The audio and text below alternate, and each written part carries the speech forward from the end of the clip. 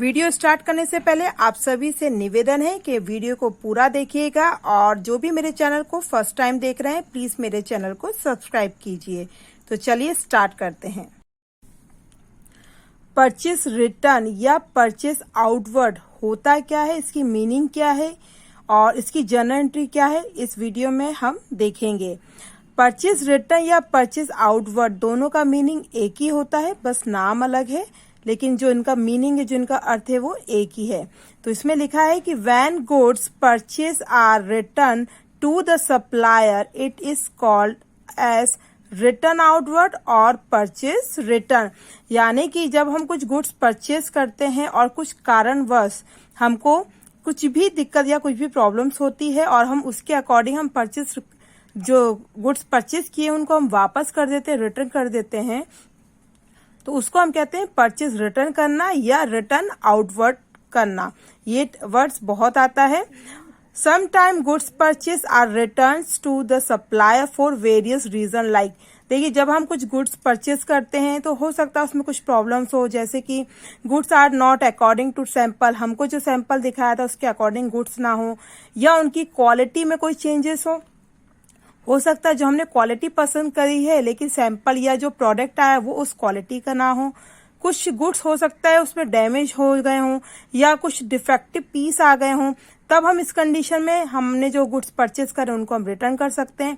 या goods are received in excess quantity या than order, जो भी हमने ऑर्डर की है वो उससे ज्यादा क्वांटिटी में यदि प्रोडक्ट आ जाता है तब भी हम उसको वापस करते हैं या रिटर्न करते हैं। ऐसी कोई भी सिचुएशन में जब कोई बायर जो गुड्स को परचेस करता है उसको वापस करता है, रिटर्न करता है, तो उसको हम परचेस रिटर्न कहते हैं या रिटर्न आउटवर्ड कहते हैं।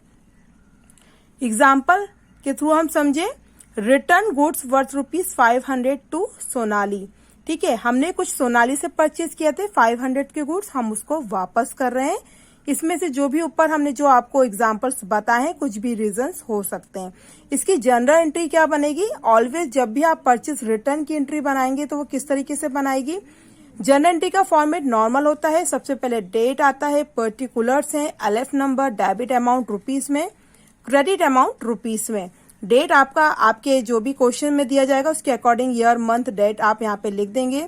पर्टिकुलर्स यानी कि विवरण, जो भी आपका ट्रांजेक्शन उसके बारे में आप यहाँ पे लिखेंगे। हम यहाँ पे इस क्वेश्चन में परचेस रिटर्न कर रहे हैं तो यहाँ पे हम परचेस रिटर्न के बारे में बताएंगे।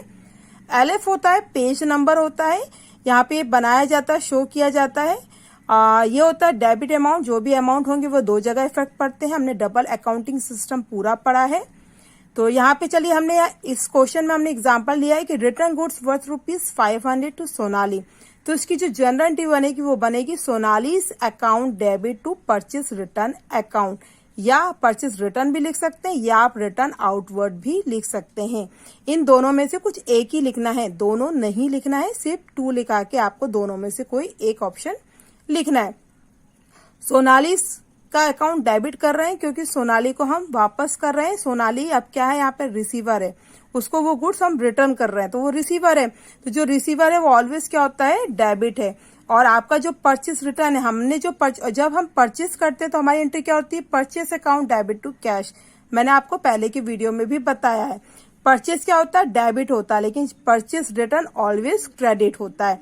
ठीक है, तो हमारी एंट्री बनेगी Sonali's account debit to purchase return account.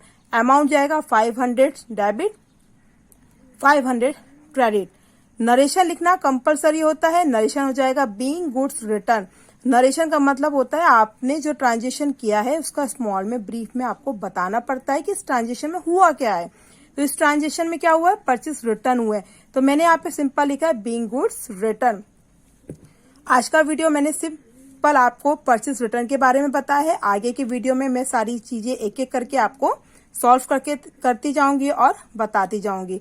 मेरा वीडियो आपको कैसा लगा प्लीज मुझे कमेंट सेक्शन में कमेंट्स करके जरूर बताइएगा।